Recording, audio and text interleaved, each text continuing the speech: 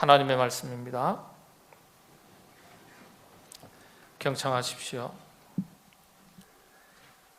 사무엘이 이르되 왕이 행하신 것이 무엇이냐 하니 사울이 이르되 백성은 내게서 흩어지고 당신은 정한 날 안에 오지 아니하고 블레셋 사람은 믹마스에 모였음을 내가 보았으므로 이에 내가 이르기를 블레셋 사람들이 나를 치러 길갈로 내려오겠거늘 내가 여호와께 은혜를 간구하지 못하였다 하고 부득이하여 번제를 드렸나이다 하니라.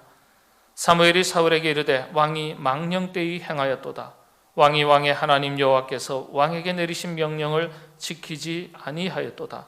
그리하였더라면 여호와께서 이스라엘 위에 왕의 나라를 영원히 세우셨을 것이거늘 지금은 왕의 나라가 길지 못할 것이라. 여호와께서 왕에게 명령하신 바를 왕이 지키지 아니하였으므로 여호와께서 그의 마음에 맞는 사람을 구하여 여호와께서 그를 그의 백성의 지도자로 삼으셨느니라 하고. 아멘. 후회는 아무리 빨라도 늦다는 서양 속담이 있습니다. 누구나 실패한 뒤에 깨닫는 교훈이 있게 마련이죠. 실패 전에 알았더라면 얼마나 좋았을까 그런 생각도 하게 됩니다.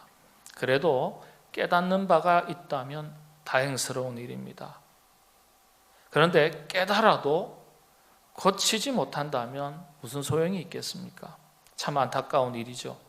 사울 왕이 그랬습니다.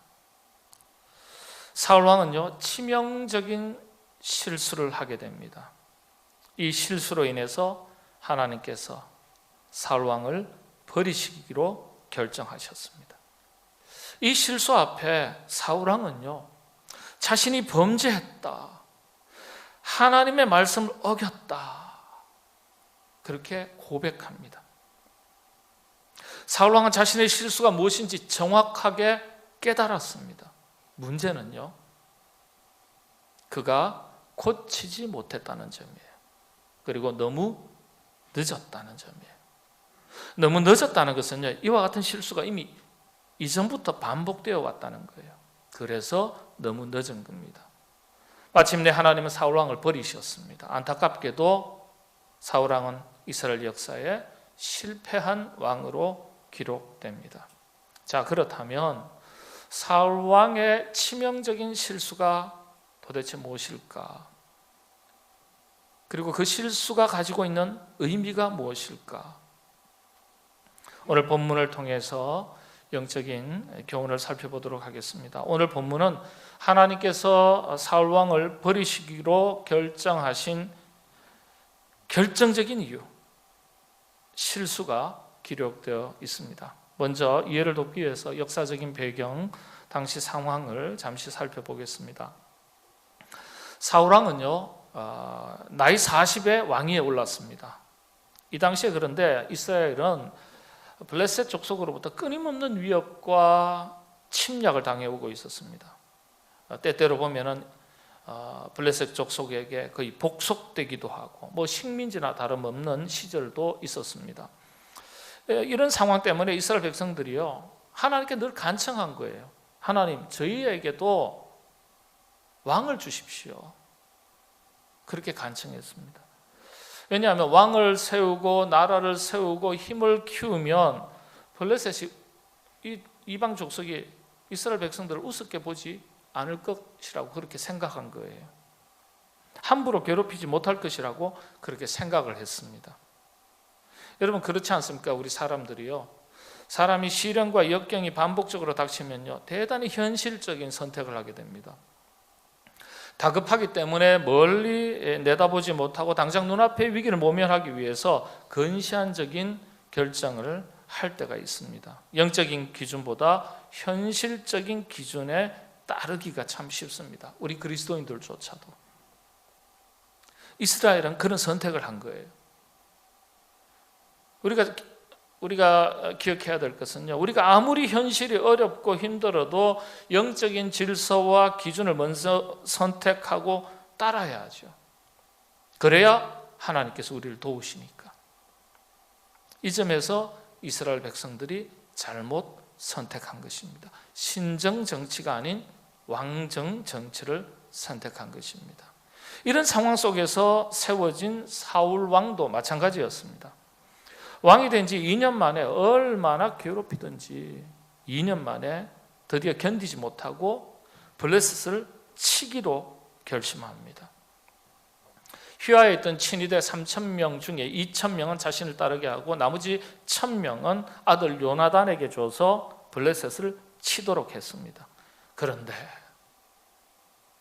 이게 화근이 돼서 블레셋이 무려 36,000명을 이끌고 이스라엘을 치러 왔습니다. 바로 코압, 믹마스라는 곳에 진을 쳤습니다. 전율이 감도는 순간이죠. 이걸 지켜보게 된 군사들, 백성들이요, 혼비백산해가지고 굴과 수풀과 바위와 은밀한 곳, 웅덩이, 숨을 만한 곳은 다 찾아 숨었습니다. 그 장면을 성경이 이렇게 기록하고 있습니다. 사무엘상 오늘 본문 말씀 앞서 있는 부분인데요, 13장 6절에서 7절인데요. 이스라엘 사람들이 위급함을 보고 절박하여 굴과 수풀과 바위 틈과 은밀한 곳과 웅덩이에 숨으며 어떤 히브리 사람들은 요단을 건너 갓과 길앗 땅으로 가되, 갓과 길앗은 완전히 이방 땅입니다. 당시에는요. 이방 족속을 피해서 이방 땅으로 또 도망가는 거예요. 사울은 아직 길갈에 있고 그를 따른 모든 백성들은 떨더라. 모든 백성들이 두려워 떨었다고 기록하고 있어요. 그러니 사울 왕도 다급한 거예요. 지금 어쨌든 출정을 해야 되는데, 전의를 다지기 위해서 출정식을 가져야 하는데, 당시에 이스라엘 백성들에게는 그 출정식이 곧 제사 예배였습니다. 예배를 드리고 가지 않으면 하나님께서 도우시지 않는다고 믿었던 시절입니다. 그래서 예배를 꼭 드리고 가야 되는데, 우리도 그렇지 않습니까? 뭐 야외 어디 나가신다든지 출타한다든지 수련을 간다든지 하면 다 모여서 기도하고 출발합니다. 이와 같은 거예요. 자, 그런데 이 다급하고 위급한 때에 제사장 사무엘이 정한 기한 내에 맞춰서 도착해야 되는데 도착을 하지 않는 거예요. 다급해졌습니다. 지금이야 뭐 핸드폰이 있다든지 이러면은 어디쯤 오니까 조금만 더 기다리라, 그러면 마음에라도 안심을 하는데, 연락을 취할 길도 없고 인편도 지금 뭐 오는 게 없고 백성들이 웅성대면서 흩어지기 시작했다. 성경이 그렇게 기록하죠. 이 장면을 두고서 역사 신학자들은요, 하나님께서 이 전쟁에서 함께 하시지 않을 것이라고 판단해서 이스라엘 백성들이 도망가기 시작한 것이라고 그렇게 해석을 했습니다. 군사들이, 백성들이 다 도망가면 어찌하겠습니까? 사울왕은 더더욱 다급해진 거예요. 그래서 마침내 제사를 직접 집례하기로 결정합니다. 바로 여기서 치명적인 실수를 하게 됩니다. 사울왕이 제사장 역할을 하는 거예요. 번제와 화목제를 드렸습니다. 기가 막힌 것은 이 제사를 마치자마자 사무엘이 도착했습니다. 요 구절 딱 있다가 그런 생각이 들더라고요. 제가 세차를 딱 하면은 그날 꼭 비가 오는 거예요. 그래서 제가 세차하려고 그러면, 여보 비 온대 하지마, 안 올 것 같은데, 근데 해요. 꼭 비가 와요. 한두 번이 아니에요. 그런 뭐 본문하고는 관계가 없지만 그런 생각이 든 거예요. 제사를 마치자마자 사무엘이 도착한 거예요. 자, 사무엘 선지자가 와서 보니까 돌이킬 수 없는 기가 막힌 일이 벌어졌습니다. 당시의 구약 율법에 따르면, 제사법에 따르면 제사는 제사장만이 집례할 수 있습니다. 그런데 왕이 그걸 대신한 거예요. 이 사건으로 인해서 하나님께서 사울 왕을 버리시기로 결정하십니다. 여기까지가 오늘 본문 배경입니다. 성경은 사울 왕의 폐위에 결정적인 원인이 된, 금지된 왕의 제사 행위, 실수를 이렇게 기록하고 있습니다. 13절이죠. 제가 다시 읽어드립니다. 사무엘이 사울에게 이르되 왕이 망령되이 행하였도다. 왕의 하나님 여호와께서 왕에게 내리신 명령을 지키지 아니하였도다. 그리하였더라면 여호와께서 이스라엘 위에 왕의 나라를 영원히 세우셨을 것이거늘. 한마디로 왕의 실수에 대해서 두 가지 점을 지적합니다. 첫째는 뭐죠? 망령되이 행했다. 망령되이. 두 번째는요, 왕에게 내린 하나님의 명령을 지키지 않았다. 사실 이 두 가지는요, 같은 맥락이 얘기해요. 다만 하나는요, 이 망령된 것은 내면적인 요소예요. 그리고 왕에게 내리신 하나님의 명령은 외적인 행위를 말합니다. 서로 연결되어 있는 거예요. 한번 살펴보겠습니다. 먼저 망령이라는 의미를 살펴보겠습니다. 우리는 이 망령이라는 단어가 망령들었다, 뭐 이렇게 이야기하지 않습니까? 정신이 온전하지 않다, 그런 정도의 의미로 받아들이고 알고 있습니다. 근데 성경의 의미는 그런 게 아니에요. 이 망령된 것의 히브리어 원문은 사칼이라고 말합니다. 어리석게 굴다, 미련하게 굴다, 이런 뜻이에요. 표면적으로 이 사칼이라는 단어를 그렇게 번역을 합니다. 그런데 이 단어의 뿌리, 이 단어가 시작된 어원을 찾아가면 한 네 단계를 찾아가야 됩니다. 네 단계를 찾아가니까 이 단어가 카살이라는 단어에서 나왔어요. 카살. 그런데 뜻이 살찌우다, 이런 뜻입니다. 자신의 살을 찌우는 게. 그러니까 망령이라는 단어가 어디에서 출발했다고요? 자신의 살을 찌우다라는 의미의 단어에서 비롯된 거예요. 유래된 거예요. 살을 찌운다는 게 어떤 의미입니까? 자기 만족과 자기 유익을 먼저 앞세우고 위하는 것을 의미하는 거예요. 제사장 이외에는 금지된 제사 행위를 행한 것에는 이렇게 보이지 않는 교만이 숨어 있다고 하나님께서 판단하신 거예요. 자기의 유익, 자기의 만족을 우선했다. 모두가 왕 앞에 조아리고 왕이시여 그러니까 자신도 모르게 유아 독존이 된 거예요. 뭐든지 다 할 수 있는 권력을 갖고 있으니까. 이 교만이 선을 넘은 거예요. 하늘을 찌를 듯한 사울 왕의 교만을 보시고 하나님은 사울 왕을 버리기로 결정하신 거예요. 그래서 망령은요, 내면 세계의 교만을 정확하게 지적하는 말입니다. 내면 세계의 교만, 자기 유익과 자기 만족. 성경은 망령된 것에 망령이라는 말의 의미를 보다 정확하게 이렇게 설명하고 있습니다. 잠언서의 말씀 보시면 이게 정확하게 드러납니다. 잠언서 21장 24절인데 이런 말씀은 우리가 마스크 쓰시면 이 산소 결핍으로 좀 졸리거든요. 네. 앞으로 우리 오늘 보니까 예수 사랑하시면 참 흥이 나고 신이 나는 찬송은요, 입으로 따라 부르시지 않으셔도 돼요. 박수 좀 치시고 이래야 되는데, 왜냐하면 성령님께서 하나 되게 하신 것이고 교통하게 하시고, 감동 감화하게 하시니까 우리가 한 공동체가 돼서 찬양하는 게 참 보기 좋거든요. 그러니까 박수 치셔도 괜찮아요. 우리 너무 거룩해가지고. 자, 잠언서 21장 24절 한번 같이 읽겠습니다. 무례하고 교만한 자를 이름하여 망령된 자라 하나니 이는 넘치는 교만으로 행함이라. 잘 읽어보세요. 본문, 무례하고 교만한 자를 뭐라고 한다고요?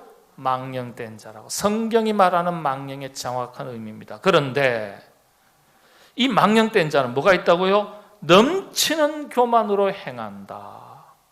이해가 되시죠? 사무엘 선지자가 사울 왕에게 왕의 행위가 왕이 망령되이 행했다, 이 뭘 말하는 거예요? 무례하고 교만한 거예요. 넘치는 교만을 말하는 거예요. 망령이라는 말은요, 더 정확하게는, 망령은 무례와 교만인데 더 정확하게 무례라는 단어 한번 보겠습니다. 무례라는 단어가 히브리어로 야히로라 그럽니다. 그런데 교만한, 이런 뜻이에요. 그런데 이 단어의 또 뿌리를 찾아가면요, 어원이 무엇이냐 하면은 하라르라는 단어에서 나왔어요. 하라르. 그런데 이 하라르라는 단어의 뜻이 뭔지 아세요? 기가 막힌 거예요. 무례라는 단어의 성경적 의미를 정확하게 알 수 있습니다. 뭐죠? 뜻이 뭡니까? 선이 허릿하게 보이다. 그게 하라르라는 단어입니다. 이 단어에서 야히로, 무례라는 단어가 나왔어요. 선이 허릿하게 보이다. 넘지 말아야 할 선을 넘은 거예요. 선이 잘 안 보이니까, 선이 흐리고 잘 안 보이니까 넘은 거예요. 분별력이 없다는 뜻이에요. 질서가 분명하지 않은 걸 의미하는 말입니다. 왕이라 할지라도 넘어서지 말아야 할 선이 있는 거예요. 그런데 사울 왕은 그 선을 넘어선 거예요. 그 선을 지키지 않은 것이 곧 불순종입니다.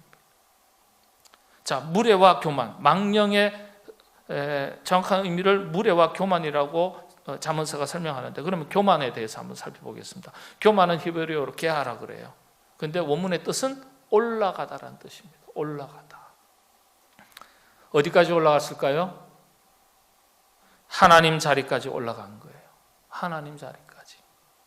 다시 말씀을 드리면 교만과 불순종이 폐위의 결정적인 요인인 거예요. 교만은 내적인 거죠. 그런데 내적 교만은요, 필수적으로 외적 행위로서 불순종을 동반합니다. 생각이 행동이 되잖아요. 내면의 교만이 불순종의 행위로 나타나는 거예요. 이 불순종이 가장 먼저 제사를 통해서 나타난 거예요. 성경 교만을 또 이렇게 말합니다. 잠언서 8장 13절인데요. 교만을 얼마나 하나님께서 싫어하시는지 한번 보시죠. 여호와를 경외하는 것은 악을 미워하는 것이라. 그런데 그 악을 어떻게 설명하느냐 하면, 나는 교만과 거만과 악한 행실과 패역한 입을 미워하느니라. 교만을 악한 것이라고 말합니다. 왜 악한 것이죠? 여러분, 교만은 곧 하나님을 대적하는 것이기 때문에 악하다고 말하는 거예요. 사탄의 네 가지 속성 자주 말씀드리잖아요. 속이는 자, 대적하는 자, 회방하는 자, 나뉘게 하는 자. 네 가지 속성입니다. 리워의 하단, 사탄이죠. 그러니까 사탄의 속성이에요, 이 교만이. 교만이 그렇게 무서운 것이고 하나님께서 싫어하시는 거예요. 욥기의 말씀입니다. 15장 25절 26절. 이는 그의 손을 들어 하나님을 대적하며 교만하여 전능자에게 힘을 과시하였음이니라. 그는 목을 세우고 방패를 들고 하나님께 달려드니. 하나님을 대적하며 교만하여. 대적과 교만이 같은 개념이에요. 전능자에게 힘을 과시했다. 힘을 과시할 때가 따로 있지. 그리고 달려들 대상이 따로 있지. 누구한테 달려들었다고요? 목을 곧세우고 방패를 들고 이방 족속에게 달려들어야 되는데 누구한테 달려들었다고요? 하나님께 달려들었다. 성경에 그렇게 기록되어 있습니다. 교만이 이런 거예요. 하나님을 대적하는 거예요. 그러니까 우리가 그리스도인들은 겸손을 그리스도인의 최고의 미덕이라고 하는 이유가 있는 거예요. 하나님께서 가장 기뻐하시는 그리스도인의 성품이기 때문에. 신의 성품에 참여할 때, 하나님의 성품에 참여할 때 첫 번째가 겸손이거든요. 여러분들 다 겸손하시게 되기를 바랍니다. 겸손이 참 어렵거든요. 그래서 유명 가수가 그러잖아요. 겸손은 어려워. 가시거든 한번 들어보세요.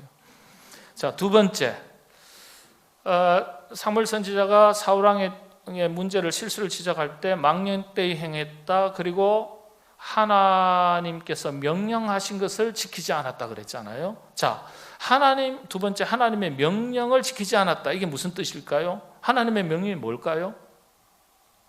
말씀드린 대로 내면의 교만이 드디어 행위로 나타납니다. 제사를 직접 집례한 거예요. 하나님은 이스라엘 백성들에게 출애굽 이후에 광야에서 제사법에 대해서 아주 엄격하게 철저하게 교육시키셨습니다. 제사법을 통해서 하나님과의 바른 관계를 맺는 법을 가르치신 거예요. 그래서 제사법을 통해서 이스라엘 백성들의 영적인 질서를 세우신 거예요. 하나님은 하나님의 말씀을 절대적인 기준으로 삼고 순종하는지 안 하는지 지켜보시기 위한 하나의 방법으로서 선택하신 것이 제사예요. 제사법이에요. 그래서 제사는 순종을 가늠하는 가늠자와 같은 것입니다. 우리의 순종을 뭘로 보시는 거예요? 구약시대, 적어도 구약시대에는요, 제사를 통해서 보신 거예요. 순종이 제사보다 낫다는 말씀의 의미가요, 순종과 제사가 분리된 것이 아니라 우리의 순종을 무엇을 통해서 보시겠다는 거예요? 제사를 통해서 보시겠다는 거예요. 예배를 통해서 보시겠다는 거예요. 순종은 내적인 자세고 제사는 외적인 행위예요. 그래서 제사를 통해서 순종을 보신다면요, 어떤 기준에서 보실까요? 간단합니다. 일러주신 대로만 제사를 지키면 되는 거예요. 이게 순종입니다. 일러주신 대로 행하지 않으면 완전한 순종이 아니라 불순종이에요. 바로 이 점에서 사울은 치명적인 실수를 한 것입니다. 예배 안 드렸다면 너 왜 예배 안 드렸냐? 그래서 야단을 치고 책망할 수 있겠는데 나름대로 예배를 다 드리려고 했어요. 번제를 드렸어요. 화목제를 드렸어요. 정성을 다 했을 거예요. 그런데 하나님은 그걸 옳은 행위로 여기지 않으신 거예요. 지 마음대로 한 거예요. 하나님의 명령대로 제사장을 통해서 제사가 드려져야 함에도 불구하고 자신이 제사장 노릇한 거예요. 이게 하나님의 권위에 도전한 것이라 해석합니다. 여러분, 중요한 것은요, 제사법, 절차, 제사장이 중요한 게 아니에요. 하나님의 명령이 중요한 거예요. 하나님의 명령이기 때문에 중요한 것이고 지켜져야 하는 거예요. 아무리 별것 아닌 것 같아 보여도, 쉬워 보여도 하나님께서 허락하시지 않았다면 안 되는 거예요. 불순종은 그 기준에서 비켜난 것을 말합니다. 하나님께서 제사에 대해서 얼마나 엄격하게 적용하셨는지에 대해서 살필 수 있는 사건 하나가 있습니다. 바로 나답과 아비후의 사건입니다. 레위기서 10장 1절에서 2절의 말씀에 잘 기록되어 있습니다. 아론의 아들 나답과 아비후가 각기 향로를 가져다가 불 피우는 솥단지, 쇠로 된 솥단지 같은 겁니다. 여호와께서 명령하시지 아니하신 다른 불을 담아 여호와 앞에 분향하였더니 그 불이 여호와 앞에서 나와 그들을 삼킴에 그들이 여호와 앞에서 죽은지라. 명색이 나답과 아비후는요, 대제사장 아론의 아들들입니다.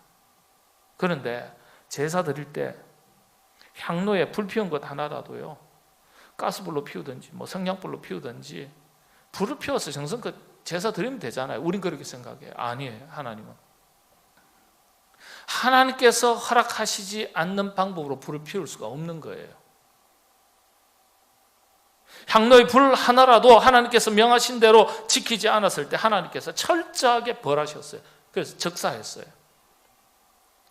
우리가 이런 내용을 볼 때는 좀 너무하신 것 아닐까? 너무 심하신 것 아닐까?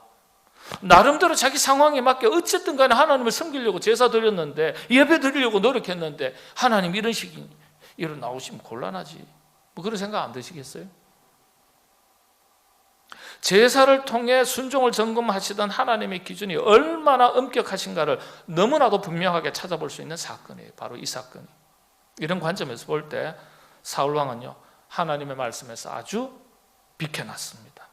자신의 왕권과 자기 권위를 우선하고 자기 판단, 자기 권위, 자기 기준을 앞세우게 되니까, 그래서 제사를 집례하니까 하나님의 명령은 뒷순서로 밀리는 거예요. 순종이 변질된 거예요.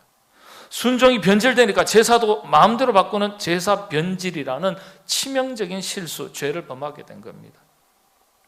이게 사울왕이 폐위되게 된 결정적인 요인입니다. 사무엘이 이걸 지적하니까 사울왕은요, 상황이 급박해서 부득이한 줄 알면서도 번제를 드렸습니다. 이렇게 해명합니다. 우리 같으면 그랬냐 하고 정상을 참작할 텐데 아니요, 하나님 그렇지 않으신 거예요. 이게 문제예요. 이게 모르고 그랬다면 차라리 나은 거예요. 알면서 그랬다는 거예요. 하나님께서 정하신 규례와 법도, 다시 말씀드리면 영적인 기준과 질서가 분명히 있음을 알면서도 하나님의 기준보다 상황에 따른 자신의 판단과 기준을 먼저 앞세운 거예요. 이게 결정적인 폐위의 원인이었어요. 차라리 모르면 몰랐기 때문에 정상 참작이라도 될 거예요. 그런데 알면서 그랬다면 문제는 달라지는 거예요. 하나님은 이 점에 대해서 정확하게 지적하시는 거예요. 말씀을 정리합니다. 오늘 본문을 통해서 영적인 교훈 두 가지만 꼭 기억하시게 되기를 바랍니다. 첫 번째는요, 사울왕의 실수가 뭐라고요? 망령 때에 행했다. 근데 이 망령이 뭐라고요? 교만이었죠. 교만은 뭐라 그랬습니까? 물에 단어가 있죠? 선을 넘은 거예요. 겸손의 사람이 되십시오. 겸손의 사람. 교만했죠, 사울은요. 그러니까 우린 겸손하면 되는 거예요. 여러분, 그런데 겸손이라는 게 어떤 겁니까? 나를 낮추는 게 겸손인가요? 아니요. 유사이래로 인간은요, 겸손이 잘 안 돼요. 나를 낮추는 게 잘 안 돼요. 나를 낮추는 것이 얼마나 어렵습니까? 그렇다면 어찌 겸손할 수 있겠습니까? 주님의 말씀이 답입니다. 겸손에 대해서 주님은 우리에게 이렇게 말씀하셨어요. 이것이 겸손에 대한 답입니다. 빌립보서 2장 3절인데 함께 읽으시겠습니다.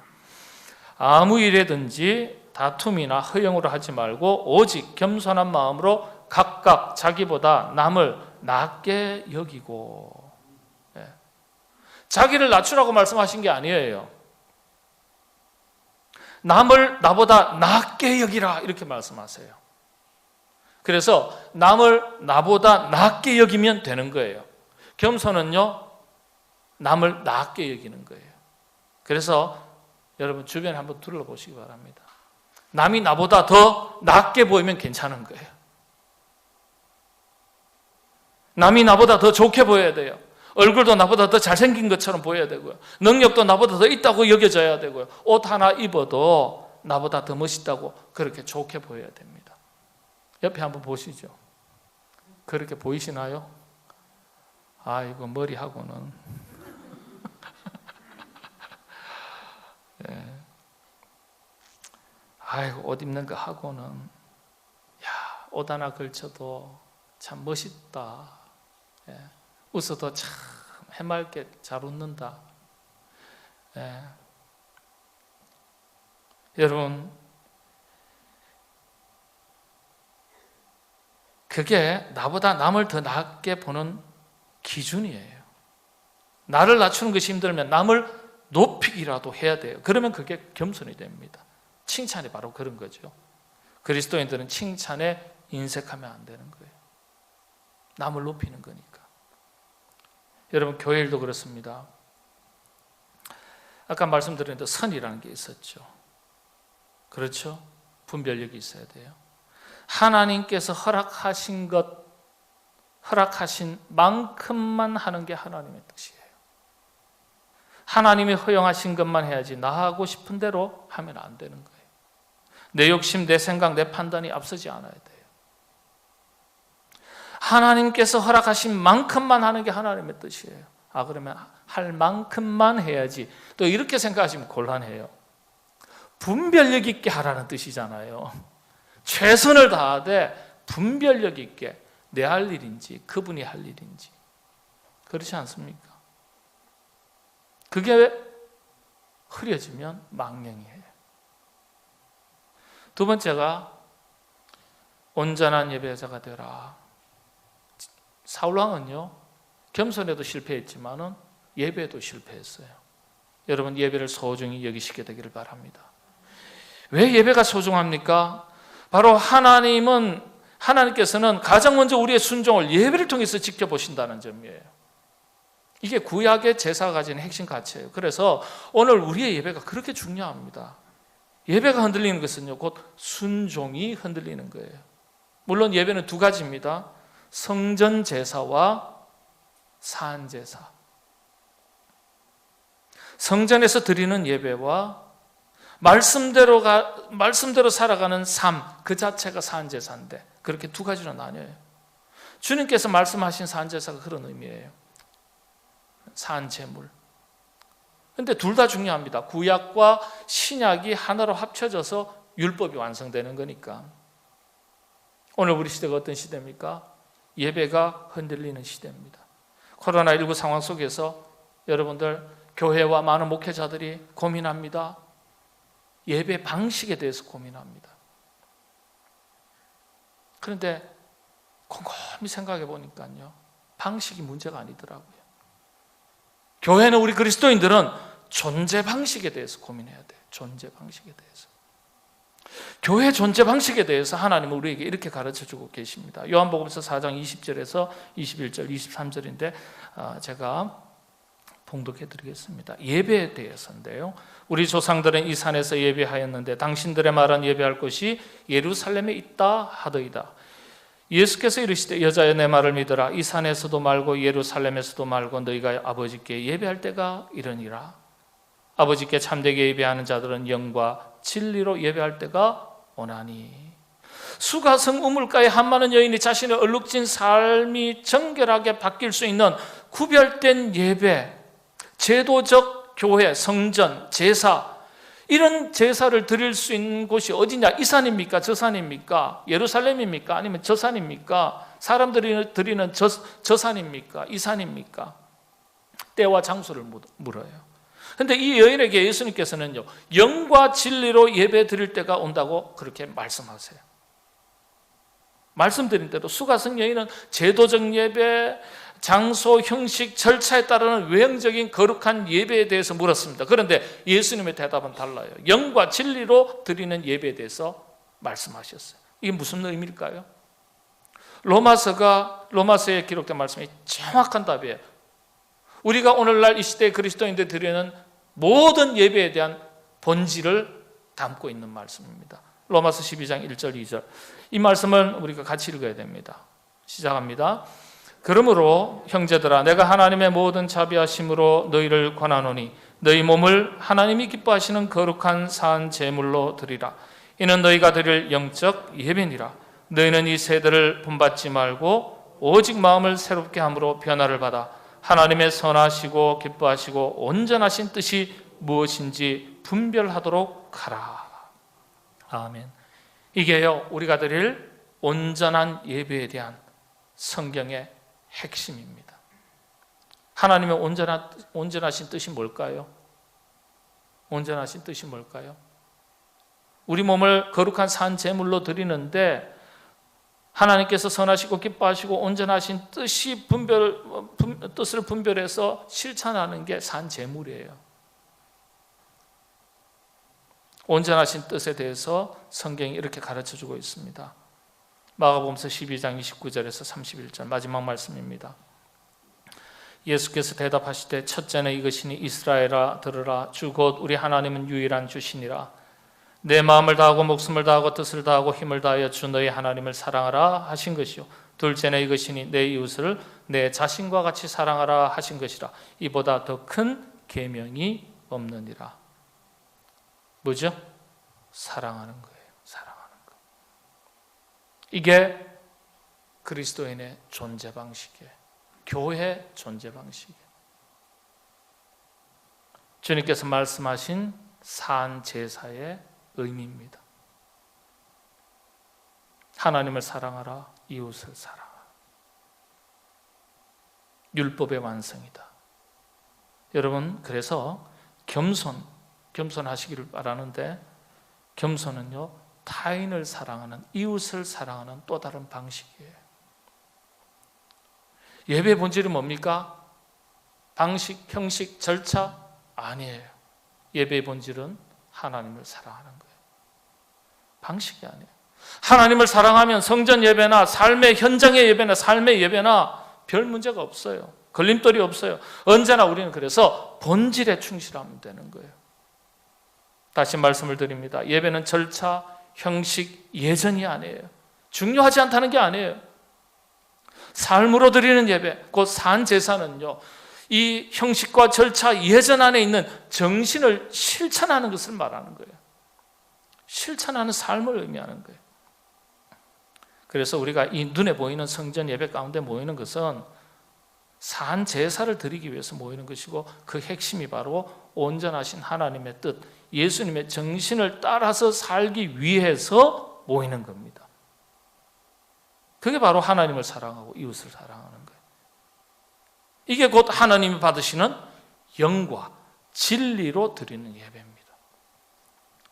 저와 여러분, 우리 모두 겸손한 그리스도인으로서 성전에서, 삶의 현장에서 순종의 삶을 살아가시고 하나님의 온전하신 뜻을 이루시되 사랑하면서 살아가시게 되기를 바랍니다. 기도하겠습니다. 하나님, 우리 안에 내가 주인 되는 일이 없게 하여 주옵소서. 영적인 분별력을 갖추고 하나님의 뜻이 무엇인지 분별하여 나보다 남을 낮게 여기고 이웃을 사랑하며 살게 하여 주옵소서. 예배가 흔들리는 시대입니다. 예배의 방식과 절차, 형식에 얽매이는 우리가 아니라 하나님을 더 많이 사랑함으로써 삶의 현장에서 거룩한 주님의 교회, 몸된 교회 성전에서 예배를 드릴 수 있도록 인도하여 주시옵소서. 예수님의 이름으로 기도하옵나이다. 아멘.